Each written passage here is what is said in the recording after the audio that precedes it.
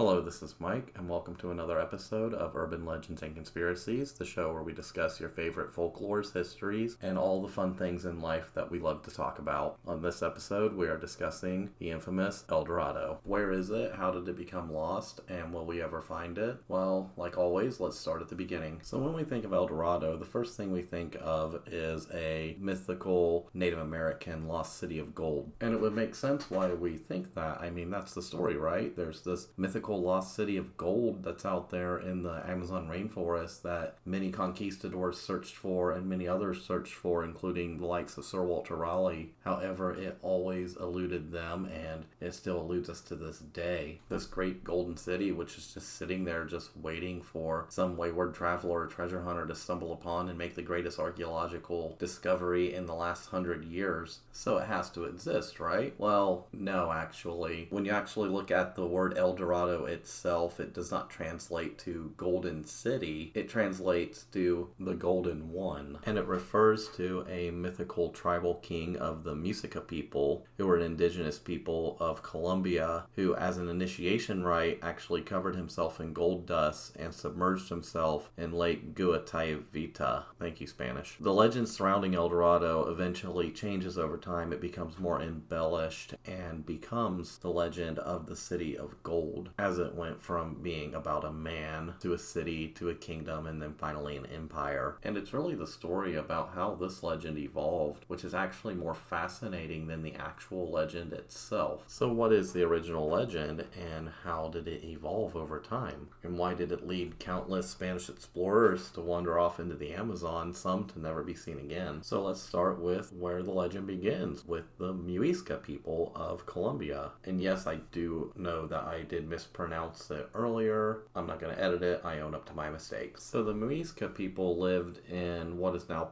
modern day Colombia at around the same time as the Aztec, Maya, and Inca civilizations. And before we discount them as being one of these kind of backwards tribal people, the Musica Confederation was just as advanced as their contemporaries, the Aztecs, the Mayas, the Incas. They're just lesser known, probably because their conquests didn't have the same powerful storytelling as the conquests of the Aztecs or the conquests of the Incas. So in the mythology of the Muisca, Mina, the golden color, represented the energy contained in the trinity of Chiminigaga, I know I said that wrong, which constitutes the creative power of everything that exists. So with this religious significance placed on gold, it's no surprise that it played a large role in a lot of their ceremonial rituals and activities, which brings us to a very important ceremony in their culture, which would later become known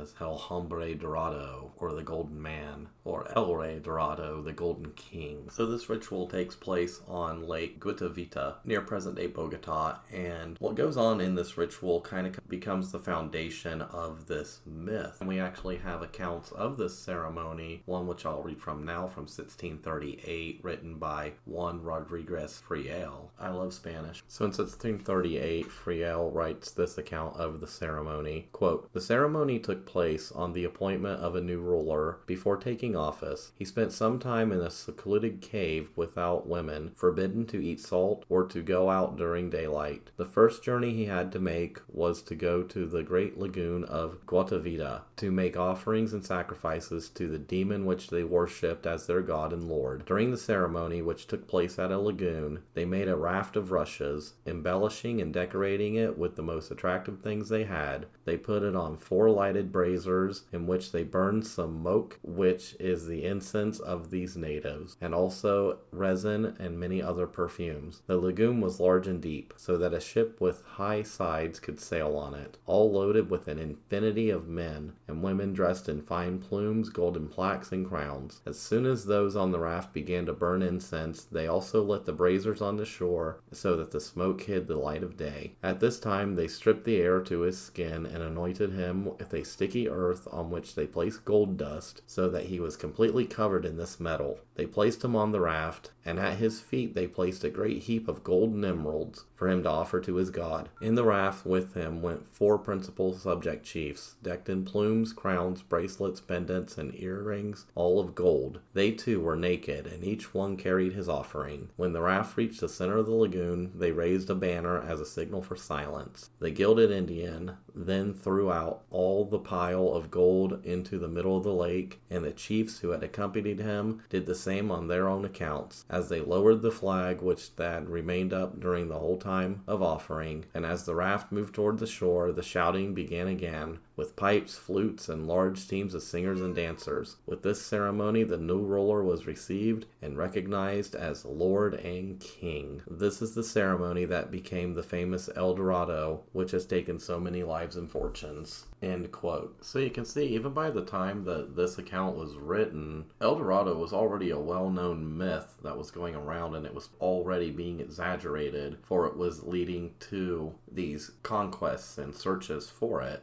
In 1638, it would have been in the middle of the time where this legend was sweeping across Europe and sweeping across the explorers who would come to conquer the lands and seek their fortunes. It could be that this account was actually the writer doing his own research into what was the source of this El Dorado, this myth, this fantasy. It seems like he may have been doing some debunking himself. And at this time, it would make sense why there would be a myth like this, as we see expeditions looking for cities of gold go back to the 1530s. It enticed these European explorers for 2 centuries. I mean, it wasn't until the 19th century when it was kind of discounted as just lore. And we have to remember that South America was a largely unexploited continent. Gold and precious resources were fairly plentiful, and they didn't play a role really in the economies of these people outside of a ceremonial purpose or decorative purpose. It was largely ignored. The Europeans were the ones that really valued it as a commodity for wealth, as well as silver and precious gems, etc., etc. They built their economies around these metals that they could extract, which is a very labor-intensive process. So if you just walk into a city and just pluck gold off the streets, I mean, there's an easy win. You go home and you're a hero. It might even make you a king.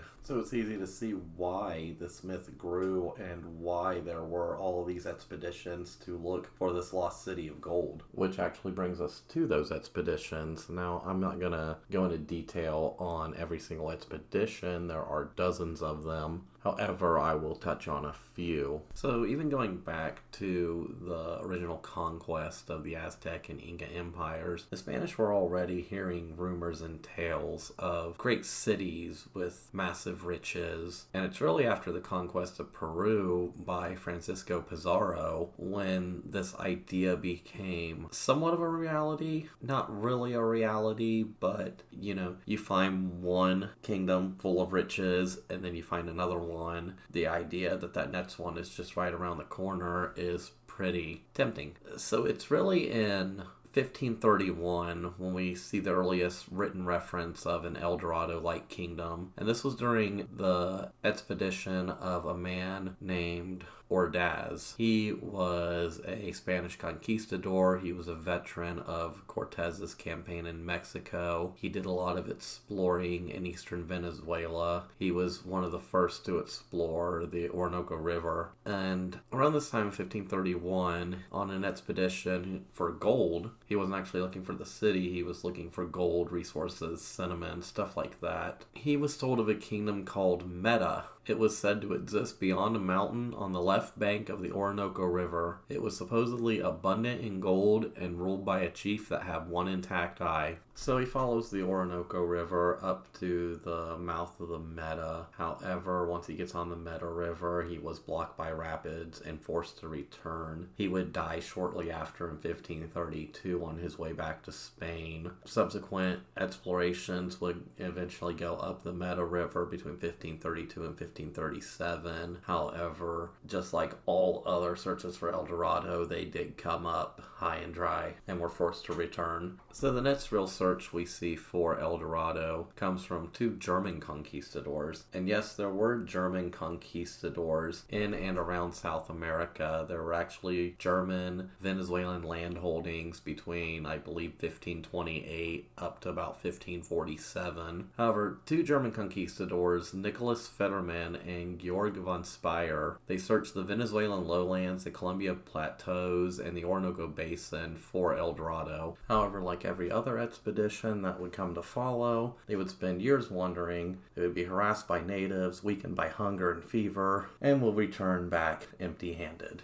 And both would die shortly after, back in Germany. Which takes us to 1536 and the Quesada brothers expeditions. So Gonzalo Jimenez de Quesada and his army of 800 men were on a mission in Peru to find an overland route to the Andean homeland of the Muisca for the first time. On the Bogota savannah, Quesada receives reports from captured natives about a kingdom called Metza, whose inhabitants built a temple dedicated to the sun, and quote, keep in it an infinite quantity of gold and jewels, and live in stone houses, and go about dressed and booted, and fight with lances and maces, end quote. So Quesada believed this to be the famed El Dorado, and he actually decided to postpone his return to Spain for a year to search for it. Surprise, surprise, he never found it. He returns to Spain in May 1539. His brother later sets out to search for El Dorado in 1540 on a new expedition.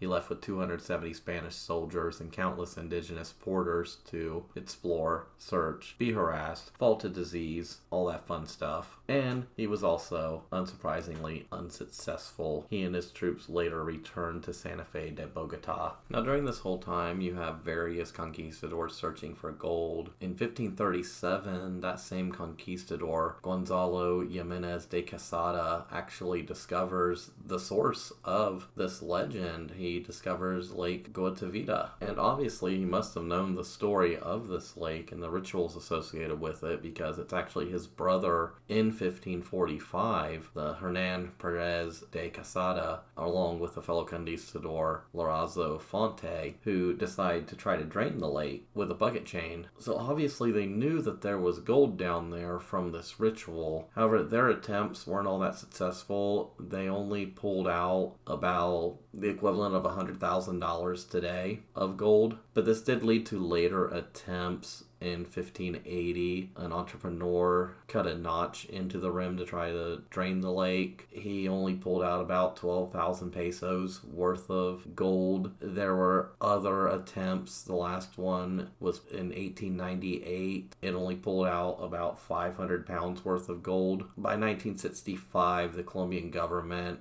designated it as a protected area, so further attempts to drain the lake or salvage anything is illegal. Now, while the Quesada brothers had been at this lake and they knew of the myth, whether or not they knew that it pertained to the actual city of El Dorado, which had become a city in their minds at this point, is anybody's guess. My guess would be no. I believe that they probably still believe that there was a city or a kingdom out there of gold, which is probably why these expeditions continued well into the 19th century. Now, while subsequent expeditions would go on for almost 200 years, the last great hurrah of this golden age of the early conquistador expeditions would be with Sir Walter Raleigh. He led an expedition in 1595 and a second expedition in 1617 in Guyana in the area of the Orinoco River. They said that his finding of gold in the riverbanks only strengthened his resolve. However, these would also end in failure. Walter Raleigh would actually end up returning to England in 1618, where he would be beheaded for disobeying orders to avoid conflict with the Spanish. Now, shortly after Sir Walter Raleigh's death is when we kind of see a downturn in these expeditions. And I think what's happening over these next 200 years is there's more focus on colonizing and resource extraction, so less focus is being put on finding these mythical lost cities of gold. While the rumor still remained, I think there was a less willingness of people to not only go on these missions, but I think there was less willingness to finance these expeditions. We have to remember that these aren't just like two guys out there on horseback with a few slaves or servants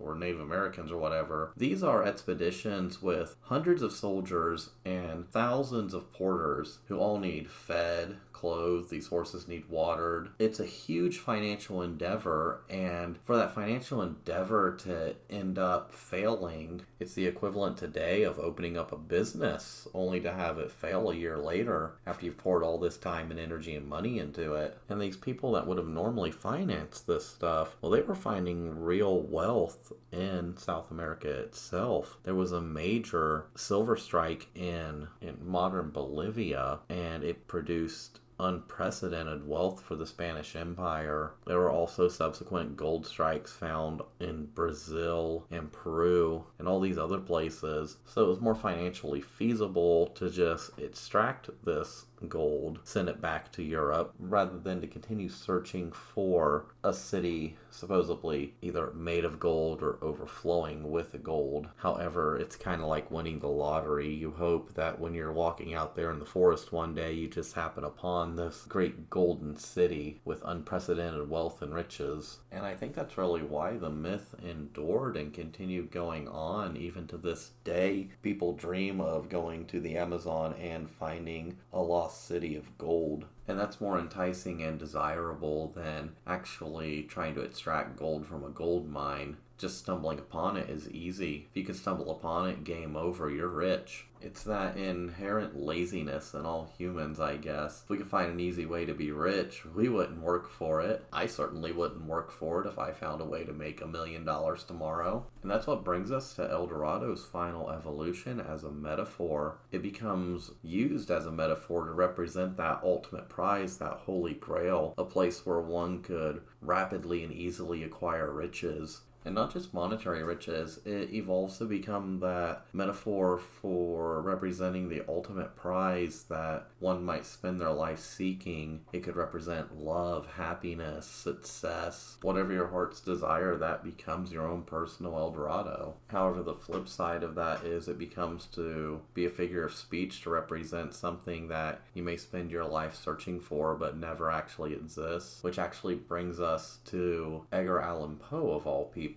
Now, what does the father of American Gothic horror have to do with the Lost City of Gold? Well, it's in 1849, during the California Gold Rush, when Poe writes a poem called El Dorado. And much like the subject of the poem, Poe himself was on a quest for success or happiness, and despite spending his life searching for it, he eventually loses his strength and faces death. And I would like to read from it now. While I read this, I like to think of the fury at the time during the California Gold Rush that Americans search for El Dorado, when Americans were heading out west in search of riches only to return penniless and broken. And I think of those Spanish conquistadors who went out on those expeditions thinking at first that they would find easy riches and glory, only to return broken with nothing to show for all the time and effort that they put in. Gaily Bedite, a gallant knight, in sunshine and in shadow, had journeyed long, singing a song in search of El Dorado.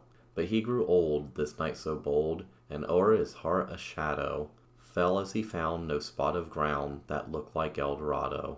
And as his strength failed him at length, he met a pilgrim shadow. Shadow, said he, where can it be, this land of El Dorado? Over the mountains of the moon, down the valley of the shadow, ride, boldly ride, the shade replied, if you seek El Dorado. Once again, this is Mike, and I thank you for listening. And as always, if you like what I'm doing, all I ask is that maybe you tell a friend about this little podcast that I do.